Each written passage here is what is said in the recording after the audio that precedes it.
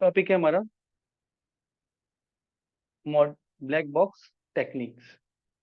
ठीक है, black box technique में क्या है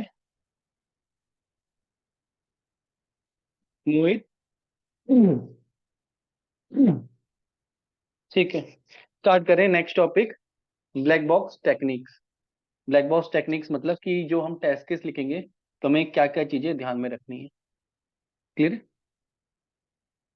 छोटी छोटी चीजें हैं जिनको हमें ध्यान में रखना होता है कि कितने टेस्ट केस बनने चाहिए, कैसे होना चाहिए। ब्लैक बॉक्स टेक्निक सबसे पहली टेक्निक का नाम है decision table technique. Decision table technique one of the widely used case design technique. Case मतलब टेस्ट केस डिजाइन करने की टेक्निक है फॉर ब्लैक बॉक्स टेस्टिंग, जो हम फंक्शनल टेस्टिंग करते हैं उसका।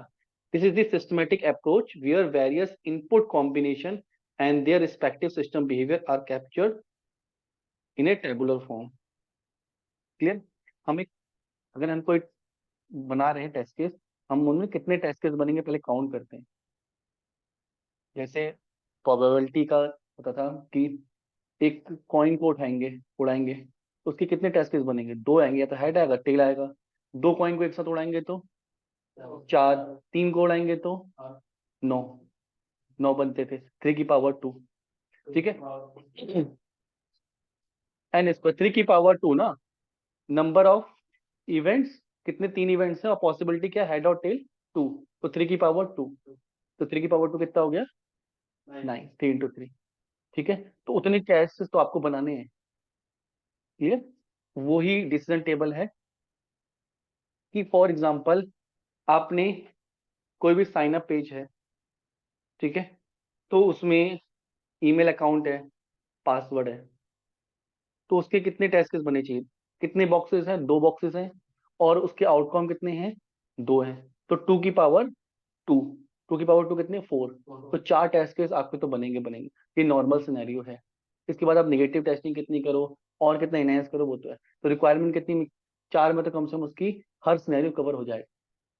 फिर आप टेस्ट करने के लिए कुछ भी कर सकते हो, उसमें कितने ही बढ़ा सकते हो, डिपेंड करता है क्या रिक्वायरमेंट है। तो डिसीजन टेबल से क्या पता लगेगा कि टेस्ट केस कितने बनने चाहिए। तो पहला जो टेस्ट केस आप बनाओगे उसमें करेक्ट ईमेल उसमें करेक्ट ईमेल दोगे और करेक्ट पासवर्ड दोगे। करेक्ट ईमेल करेक्ट पासवर्ड दोगे तो अकाउंट पेज में जाएगा। तो ये एक्शन होगा, ये क्या होगा? रिजल्ट होगा। अब ये कौन सा रिजल्ट आ रहा है? अभी तो यहाँ पे लिखा है एक्सपेक्टेड रिजल्ट, कि क्या है कि अगर आप टी और टी में करेंगे तो अकाउंट पेज में जाना चाहिए। ये एक्सपेक्टेड रिजल्ट है। हम जब लिखते हैं तो एक्सपेक्टेड रिजल्ट लिखते हैं, लेकिन जब एग्जीक्यूट करते हैं तो एक्चुअल रिजल्ट आ रहा होता है वेबसाइट में जो चल रहा है। अगर हमने पहला टेस्ट केस लिखा है जिसमें ट्रू और ट्रू अकाउंट पेज में जाकर ट्रू आ रहा है, तो वो टेस्ट केस पास है। ये एक्चुअल रिजल्ट एक कॉलम बनेगा, ये कंडीशन बन गई। अब फिर स्टेप्स लिखेंगे कैसे वहां तक पहुंचना है। वेबसाइट पे लॉगिन करना है, ठीक है, एक यूआरएल होना चाहिए, फिर कहीं बटन पे क्लिक करना है तो वो स्टेप होना चाहिए। क्लियर? पासवर्ड लिखना है, वो सारे स्टेप्स हम लिखेंगे कैसे कैसे करते हैं। तो ये क्या है? एक केस बन गया। अब इसका सिनेरियो क्या है? To verify the login functionality. Login functionality को वेरीफाई करना, वो क्या हो गया? सिनेरियो। और उसके अंदर कितने हो गए? मिनिमम 4 टेस्ट केस हो। क्लियर? वो एक एग्री कर रहा है। ये क्लियर हो गया? तो ये क्या है? Decision table. इसकी हेल्प से हम क्या कर सकते हैं? टेस्ट केस फाइंड कर सकते हैं। ठीक है, this technique is related to the correct combination of input and determine the result of various combination of input. Clear है? सिंपल सी टेक्निक है। True true account page, true false message आना चाहिए, इनकरेक्ट पासवर्ड, फॉल्स ट्रू आना चाहिए, incorrect email, false false incorrect email. तो ये output आना चाहिए। अब इस आउटपुट में भी आपको वेरीफाई करना है कि वो करेक्ट पासवर्ड बता रहा है। ऐसा नहीं करेक्ट गलत इनपुट पे जो एरर मैसेज आ रहा है वो सही नहीं आ रहा, तो यूजर को पता नहीं चलेगा हो क्या रहा है। क्योंकि आप फॉर्म फिल करते हो ना, तो कहीं गड़बड़ हो गया तो उसका भी आंसर बिल्कुल सही आना चाहिए, रेड लाइन में आना चाहिए। उसे कहते हैं वार्निंग मैसेजेस या एरर मैसेजेस। उसमें जो सिंटेक्स लिखा होता है ना, वो भी बिल्कुल करेक्ट आना चाहिए और हर सिचुएशन के हिसाब से सही आना चाहिए। अगर बड़ा फॉर्म है 20 जगह आपने कोई एग्जामिनेशन का फॉर्म भरते हैं, बहुत डिटेल भरते हैं उसमें, तो आपने कहीं पे रॉन्ग भर दिया है, टैक्स का कहीं आप पे रॉन्ग भर दिया, ठीक है, तो वो उस चीज को करेक्टली मेजर करके करेक्ट आना चाहिए, तो उसके काफी सिनेरियोज बनते हैं, ठीक है, तो वो टेस्ट करना थोड़ा सा इंपॉर्टेंट होता है कि हर सिनेरियोज पे उसको टेस्ट करना है, ठीक है, ये चीज समझ में आ गई। तो उसके एक्चुअल आउटपुट और करेक्ट एक्शंस, उसके एक्शंस क्या होंगे, ये सारा कहाँ से आएगा, रिक्वायरमेंट से आएगा, रिक्वायरमेंट पढ़ेंगे ऐसा है तो ऐसा होना चाहिए, उस हिसाब से आप पढ़ के उसको, ये समझ में आ रहा है, बहुत इजी है, इसमें तो यही जो लिख बना रखा है उसी को यहाँ पे लिखा है, ठीक है, number of possible outcome two, और इतने, क्लियर, ये चीज समझ में आई। नेक्स्ट है ऑल पेयर टेक्सटिंग। अगर मान लो ये तो दो ही बॉक्स थे यहाँ पे, तो ठीक है, अगर कोई फॉर्म हो, उसमें नेम भी लिखना है, लास्ट नेम भी लिखना है, जेंडर भी डालना है, अपना स्टेट भी सिलेक्ट करना है, क्लियर, फोन नंबर भी लिखना है, एड्रेस भी डालना है, 10 हैं, तो कितने टेस्ट केस बन जाएंगे। हाँ, 28 है, एड्रेस कुछ भी हो सकता है, फोन नंबर तो पूछो ही मत, समझ रहे हो, अनलिमिटेड बनोगे तो 2-4 साल लग जाएंगे उसको एक फॉर्म के टेस्ट केस बनाने के लिए, ठीक है, तो उसमें क्या करते हैं हम, ऑल पेयर टेस्टिंग, हम पेयर वाइज टेस्टिंग करते हैं, जैसे ड्रॉप डाउन है, लिस्ट बॉक्स है, 28 स्टेट खुल रहे हैं, तो उसको हम दो वैल्यू मानेंगे, एक जिसमें हम 28 में से कोई एक स्टेट सेलेक्ट करेंगे, एक ऑप्शन जिसमें वो कोई भी सिलेक्ट नहीं करेंगे, क्योंकि जो 28 सेलेक्ट कर रहे हैं ना, चाहे हम इंडिया सॉरी, चाहे हम दिल्ली करें, चाहे महाराष्ट्र करें, वो बिहेव तो एक जैसा ही करेगा, मुझे जरूरी थोड़ी 28 का 28 स्टेट देखने हैं, 206 कंट्री में सबको सेलेक्ट करके देखना है, या तो मैं ऑप्शन को उसमें डालूं या तो नहीं डालूं, उसके क्या आउटपुट आएंगे, दो, क्लियर है, एरर है।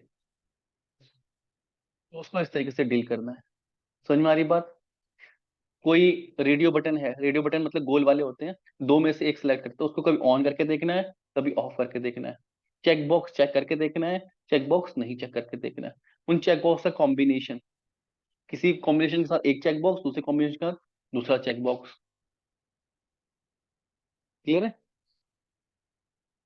जो फोन नंबर है, उसमें आप अलग अलग सिनेरियो जा सकते हैं, कभी नंबर डाल के देखोगे 10, कभी 10 से छोटे, भी हम बाउंड्री वैल्यू कंडीशन भी पढ़ेंगे, कभी नंबर डाल के देखोगे सही नंबर या फिर गलत नंबर, गलत नंबर मतलब कि जो नंबर है वो क्या हो, 10 की जगह 9 हो, 10 से 11 हो, तो दो तीन केस वहां पे सेलेक्ट करोगे, क्लियर, ब्लैंक एंट्री करके देखोगे, तो उसके हम कॉम्बिनेशन बनाएंगे। अगर 10 केसेस हैं, अगर सबके हम कैश चेक करने लगे तो बहुत सारे, 10 की पावर 10 हो जाएगा, 10 के पीछे 10 जीरो, तो बहुत सारे टेस्ट केस हो जाएंगे, ठीक है, ना तो मैनुअल से कर पाएंगे, ना ऑटोमेशन में भी बहुत टाइम लग जाएगा रन करने में, और उसका कोई फायदा नहीं, क्लियर है।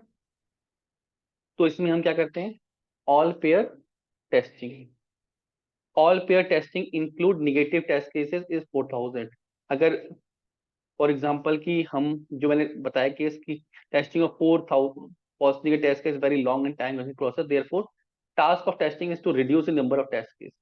कैसे करते हैं, value of check box and radio button cannot be reduce because each combination has only two values, check box और रेडियो बॉक्स में तो हम नहीं कर सकते, दो ही होते हैं, उनके दो करके देख लें। अगर कोई टेक्स्ट बॉक्स है, 3 इनपुट में डिवाइड कर लो, वैलिड इंटीजर, इनवैलिड इंटीजर और अल्फा स्पेशल, अल्फा स्पेशल मतलब कि नंबर्स और स्ट्रिंग, नंबर्स का जैसे हम पाइथन में पढ़ते हैं कि 7 8 9 लिखा और फिर कुछ नेम लिख के दे दिया, जैसे कोई फोन नंबर है, तो उसमें एक बार तो वैलिड कैरेक्टर डाल के देख लिए, एक बार इनवैलिड डाल के देख लिए, एक बार नाम के साथ साथ नंबर भी डाल के देखा, क्या वो तो नहीं ले रहा है, ऐसे आप केसेस बना सकते हो कि अलग अलग केसेस, फिर एक बार उनको डालोगे और एक बार नहीं डालोगे, क्लियर है। ऐसे टेस्ट केस अगर बनेंगे तो टेक्स्ट बॉक्स के 3 बन गए, बाकी दो दो बन गए, तो 24 कॉम्बिनेशन बनेंगे, क्लियर है। In order to make text box column, put the most column input for the first, that is valid integer, इसको टेबल से समझते हैं, जैसे आपके पास लिस्ट बॉक्स है, चेक बॉक्स है, रेडियो बटन है। तो एक बार क्या करोगे, वैलिड इंटीजर्स, जीरो और अदर, जो भी उसकी लिस्ट की लिस्ट बॉक्स है मतलब ड्रॉप डाउन है, उसके साथ check uncheck, radio button on and off. Clear. एक बार इनवैलिड इंटीजर्स के साथ जीरो और वो। ठीक है, लिस्ट बॉक्स है या टेक्स्ट बॉक्स है, वो भी बॉक्स होता है, एग्जाम्पल है सिर्फ। ठीक है, इसे मत देखना वैलिड डाल के। वैलिड इंटीजर मतलब जो उसकी वैलिड वैल्यूज आ रही है, फोन नंबर है जैसे, तो उसका वैलिड डाल के देखो, कभी हटा के देखो, उसके साथ बटन को चेक अनचेक करके देखो। फिर इनवैलिड इंटीजर डाल के देखो दो। ठीक है, उसके साथ चेक अनचेक करो। ये दो क्यों डाल के देख रहे हैं, क्योंकि इसको चेक और अनचेक करना है, उसके दो कॉम्बिनेशन हमें ट्राई करने हैं। ठीक है, फिर अल्फा स्पेशल कैरेक्टर के साथ चेक अनचेक, एक बार जीरो एक बार अदर, और इसको चेक अनचेक। इस तरीके से हम टेस्ट केस अपने डिजाइन कर सकते हैं। ओवरऑल एक टेक्निक है। ठीक है, बहुत हार्ड कोड नहीं चलती कि ऐसे ही बनाने हैं। एक आइडिया, फेयर आइडिया कि आपके पास उसको टेस्टिंग करने के लिए क्या क्या होने चाहिए। क्लियर है। थ्योरेटिकल कॉन्सेप्ट है कि इस तरीके से आपको सोचना है कि कम से कम कितने टेस्ट केस कॉम्बिनेशन तो बने। क्लियर है। ऐसा नहीं कि आप ड्रॉप डाउन है तो उसमें हम चेक करने में लगे हुए हैं। अगर मैं किसी को नॉर्मल बंदे को बैठा दूं जैसे नहीं पढ़ा है, वो हर बॉक्स के साथ कॉम्बिनेशन बैठाता रहेगा, तो ऐसा नहीं करना। क्लियर है। इससे क्या होगा, number of test case decrease होंगे, जो हमें चाहिए एक तरीके से उतने ही टेस्ट केस उसमें आएंगे। तो ये चीज को ध्यान रखना है, डेटा बहुत ज्यादा टेस्टिंग में नहीं लगा देना। एक रफ वे में टेस्टिंग नहीं कर देनी कि एप्लीकेशन दिया, नाम फिल करके देख रहे हैं, एक सिस्टमेटिक ऑर्डर में टेबल बना दी, जो टेस्ट केस लिखती रहे, कट कर वो चेक करते रहे कि ये लिख के ये लिख ले, ये चेक कर, ये कॉम्बिनेशन। क्योंकि अगर ऐसा नहीं करेंगे ना, तो हो सकता है दो तीन हम चेक कर पाए, कोई छूट जाए हमसे और वहीं पे पता लगा एरर आ रही है। नेक्स्ट है स्टेट ट्रांजिशन टेक्निक। अब कुछ सॉफ्टवेयर ऐसे होते हैं जिसमें स्टेट का ट्रांजिशन होता है। आपने कोई लॉगिन फॉर्म बनाया, ठीक है, 3 बार उसमें आप लॉगिन कर रहे हो, 3 बार के बाद वो आपको एरर दे रहा है, एरर पेज में ले गया, तो उसकी स्टेट चेंज हो रही है ना। तो वो भी स्टेट ट्रांजिशन भी आपको ध्यान में रखना है। लॉगिन तो करना ही करना है, उसके साथ में स्टेट ट्रांजिशन के भी टेस्ट केस बनते हैं। ये सिर्फ टेक्निक्स हैं, टेस्ट केस जब बनाओगे तो ये सोचना पड़ेगा आपको इसमें क्या क्या है। तो सेम टेस्ट केस को कोई 3 बार चला रहा है, तो उसमें ट्रांजिशन हो रहा है। अगर फॉर एग्जाम्पल जैसे एटीएम का एग्जाम्पल है, एटीएम में पैसे विड्रॉ होते हैं, तो अकाउंट कम हो रहा होता है, 10,000 है, 2,000 करके निकालें, तो एक टेस्ट केस में 10,000 पे चला रहा हूँ, 2,000 पे चल रहा है वो, चलते चलते 5 बार चलाया, छठी बार नहीं चलेगा वो, तो फेल हो गया वो। तो वहां पे स्टेट ट्रांजिशन हो रहा है ना, अब बैलेंस उसमें जीरो है, निकलेगा ही नहीं पैसा।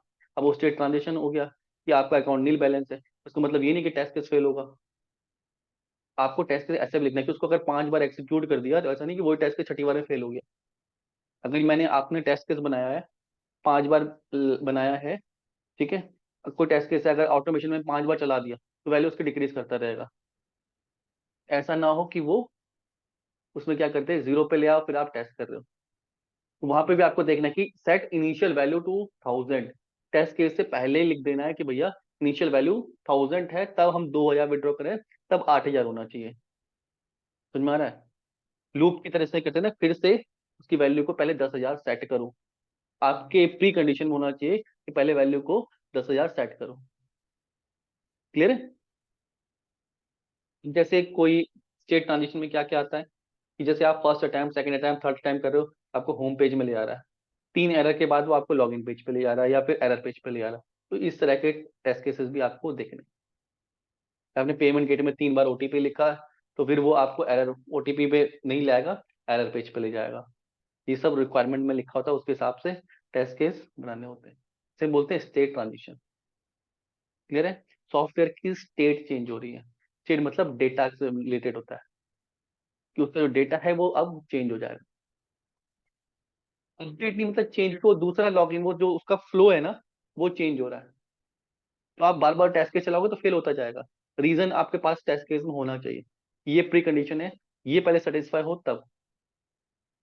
क्लियर। ऐसा नहीं आपने 3 बार टेस्ट केस चलाया, वो टेस्ट केस फेल हो रहा था और वो ब्लॉक कर दिया आपको, तो आपका टेस्ट केस आप कह दोगे यार ये तो पेज गलत है।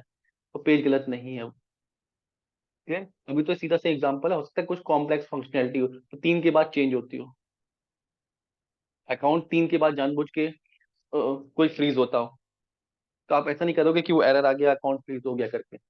तो वो फंक्शनैलिटी का पार्ट है। बैंक ने जानबूझ के कर रखा कि आपने 3 बार गलत ओटीपी डाला तो आपका अकाउंट फ्रीज करना है। एटीएम में होता है, जैसे ओटीपी आते हैं 3-4 बार ट्राई करो तो आधे घंटे के लिए तो ब्लॉक कर ही देता है वो। ठीक है, तो वो फंक्शनैलिटी का पार्ट है, वो भी सिनेरियो में आएगा कि स्टेट चेंज हुई है, वो भी कंडीशन में आपको टेस्ट केस में ध्यान रखना पड़ेगा। क्लियर है? उसी को रिकॉर्ड किया कि फर्स्ट अटेम्प्ट में इनवैलिड के साथ रिडायरेक्ट किया, सेकेंड थर्ड सही पेज के साथ होम पेज में, एरर पेज में, तो कहाँ कहाँ जाएगा वैलिडेशन, वो आपको ध्यान रखना। कितने के बंदे हर, अब ये फिक्स नहीं है किसी सॉफ्टवेयर के साथ, ये जेनरिक चीज है कि स्टेट ट्रांजिशन होता है, और वो कैसे होगा सॉफ्टवेयर में रिक्वायरमेंट पे डिपेंड करेगा, कितने अटेम्प्ट में होगा, क्या होगा। क्लियर है? तो आपको कौन सा दिमाग पे रखना है कि प्रैक्टिस करनी है, जब भी टेस्ट केस लिखो, जैसे एटीएम वाले मैंने दिए थे तो उसमें अब ये टेस्ट केस भी आप ऐड करो, पहले नहीं करते ब्लॉक वाले, कि भैया किसी ने कार्ड 3 बार डाला, गलत ओटीपी डाला तो ब्लॉक कर देगा 2 घंटे के लिए। मुझे श्योर है आप लोग नहीं लिखते टेस्ट केस में, अब लिखना। अभी ऐसे ना, जो लिखने की प्रैक्टिस करोगे तो 1-2 बार ऐसे लिख लोगे ना, जब भी नए नए टेक्स्ट टेस्ट लिखोगे तो वो सिनेरियोस याद रहेंगे, वो एक्सपीरियंस में ऐड होता जाएगा आपको। क्लियर है? ठीक है, जी जी, समझ में आ गई स्टेट ट्रांजिशन। इसके बाद से use case technique. Use case में क्या होता है कि जो यूजर हैं वो अलग अलग हैं, सॉफ्टवेयर का जो एक्सेस दिया है वो भी अलग अलग होता है। क्लियर है? अगर ड्यूकेट है, ड्यूकेट की कोई सॉफ्टवेयर हम यूज कर रहे हैं जैसे, तो जो एडमिन यूज कर रहा होगा वो अलग होगा, वो किसी को एक्सेस दे रहा होगा तो वो अलग होगा। जैसे बैंक वाले हैं, बैंकिंग सॉफ्टवेयर तो एसबीआई का हम भी यूज करते हैं, एसबीआई का बैक एंड पे वो भी यूज कर रहे होंगे, जो एडमिन बैठा होगा उनका जो लेआउट होगा ना, वो एडमिन वाला होगा, वो अलग होगा। जो इम्प्लॉय का होगा, उनके ही इम्प्लॉय का होगा, वो अलग होगा। वो पीछे से एक्सेस कम और ज्यादा करते हैं, एडमिन के ऐप के थ्रू वो लोग कितने एम्प्लॉय को कितना एक्सेस देना, उसको कंट्रोल करते हैं। ठीक है, फिर आता है जैसे किसी सॉफ्टवेयर का प्रो वर्जन आता है, बेसिक वर्जन आता है, तो बेसिक वर्जन में कितना एक्सेस होना चाहिए, प्रो वर्जन में कितना एक्सेस होना चाहिए, किसके पास कितने फीचर हैं। ऐसा तो नहीं है किसी को प्रो वर्जन का एक्सेस दिया है तो बेसिक फीचर दिख रहे हैं। ऐसे भी टेस्ट केस होते हैं यूज केस की, उसके यूजिंग जो टेक्निक वो है, यूजर के हिसाब से उसमें कितने टेस्ट केस बन रहे हैं। तो बहुत टेस्ट केस बनते हैं, अब समझ में आ रहा होगा। ठीक है, किसी भी सॉफ्टवेयर के, ये तो सिर्फ एक सिंपल सा मॉडल बता रहा है कि उसके टेस्टिंग में बहुत ज्यादा काम होता है, बहुत ज्यादा टेस्ट केस बनते हैं, बहुत तरीके से टेस्ट होता है, अलग अलग ब्राउजर पे टेस्ट होता है, अलग अलग यूजर पे टेस्ट होता है, अलग अलग बहुत टेस्ट केस बनते हैं। जैसे एडमिन को फुल एक्सेस है सारे मॉड्यूल की, जो पेड यूजर है उसके पास पार्शियल एक्सेस है, एडमिन जितना तो नहीं है लेकिन फीचर का एक्सेस है। जो फ्री यूजर है उसके पास सिर्फ लेआउट है, कुछ एक्सेस नहीं है। तो आपको प्री कंडीशन में आना चाहिए, आपके पास ये सारा डेटा होना चाहिए। जब भी टेस्ट केस बनाने बैठोगे, प्लानिंग में, एग्जीक्यूशन में, टेस्ट केस में इसका सेटअप करोगे, जो इन्वायरमेंट सेटअप था ना एसटीएलसी प्रोसेस में, कि आपको इन्वायरमेंट सेटअप करना है, तो ये सारे क्रेडेंशियल्स, पासवर्ड, यूजर नेम जो भी चाहिए होता है, ये आपको अपनी टीम से लेना है, टेक्निकल लीडर से लेने हैं अपने, उसके पास के होंगे। क्लियर? जिसे सॉफ्टवेयर बनाया उनके पास होंगे। तो ये सारी चीजों को गैदर करना, सेटअप करना, और वहां पे उस टेस्ट केस में वो सारी चीजें लिखना कि एडमिन का ये है, पार्शियल यूजर का ये एक्सेस है, ताकि जब आप टेस्टिंग करो तो लेने नहीं जाना पड़े ना। हो सकता है कोई बिजी हो तो आपकी तो टेस्टिंग रुक जाएगी, आप नहीं करे कोई और कर रहा है तो उसको नहीं समझ में आएगा क्या करना है। तो ये सारी चीजें क्या होती है, इन्वायरमेंट को सेटअप करना, डेटा रिक्वायरमेंट जो आपके हैं। ठीक है, जब हम टेस्ट केस को टेम्पलेट में लिखेंगे ना, वहां पे आता है एक प्री कंडीशन। तो ये सारी क्या है, प्री कंडीशन, कि आपके पास एडमिन का एक्सेस होना चाहिए, अगर टेस्ट कर उसके यूजर पासवर्ड्स होने चाहिए। क्लियर? आप पेमेंट कर रहे हो किसी एप्लीकेशन में, उस पेमेंट में क्रेडिट कार्ड तो चाहिए होगा, तो क्रेडिट कार्ड की सारी डिटेल चाहिए होती है, वो एक्सेस आप लेते हो। ठीक है, क्या चीज समझ में आई? Use case design. जैसे प्री कंडीशन क्या, admin must be generated, admin का एक्सेस जनरेट होना चाहिए। लॉगिन ऐसे पेड यूजर, आपको पेड यूजर ऐसे लॉगिन करना है, 3 फीचर मस्ट बी प्रेजेंट। तो ये प्री एक्शन पोस्ट कंडीशन एक देखिए, ओवरऑल टेस्ट केस का सिनेरियो दिया है वो आप। ठीक है, इसमें कोई डाउट है? पूर आई टेस्ट केसेस, अब यूज केसेस कौन लिखता है, ये रिक्वायरमेंट में बताई गई होती है कि ऐसे ऐसे यूजर बनेंगे, तो उसको पढ़ के आप लोग उसके यूज केस लिखोगे। फ्लो डायग्राम्स बने होते हैं, चार्ट्स बने होते हैं, यूज केस बने होते हैं, कौन कौन यूज करेगा। क्लियर? उस यूज केस के हिसाब से आप लोग उसके टेस्ट केस लिखो। तो ये कुछ टेक्निक है जो हमें ध्यान रखनी है। पहले डिसीजन पेयर, सारे पेयर्स की टेस्टिंग करनी है। बहुत ज्यादा फॉर्म में डेटा है, पेयर वाइज टेस्टिंग करनी है, कॉम्बिनेशन बैठा के। ऐसा नहीं कि सबकी टेस्टिंग कर दें। फिर स्टेट ट्रांजिशन को ध्यान में रखना है हमें। क्लियर? स्टेट ट्रांजिशन क्या होता है कि सेम टेस्ट केस अगर बार बार चला रहे ना, हो सकता है कभी वो फेल हो जाए, डेटा उसका चेंज हो रहा। क्लियर है? फिर क्या है यूज केस टेक्निक। जो आप यूजर लॉगिन कर रहे हो ना, वो कैसे लॉगिन कर रहे हो, आप कितनी परमिशन है आपको एक्सेस करने की, वो भी आपको ध्यान में रखना है। तो इसके हिसाब से मल्टीपल टेस्ट केस जनरेट होते हैं, मल्टीपल सिनेरियोस आते हैं। क्लियर है? इसमें कोई डाउट है किसी को? ये चीजें याद रखनी है, ये थियोटिकल कॉन्सेप्ट है, कब इसका इंप्लीमेंट करना है, जब टेस्ट केस लिखेंगे तो ये दिमाग में होनी चाहिए। क्लियर? इसमें कोई डाउट है?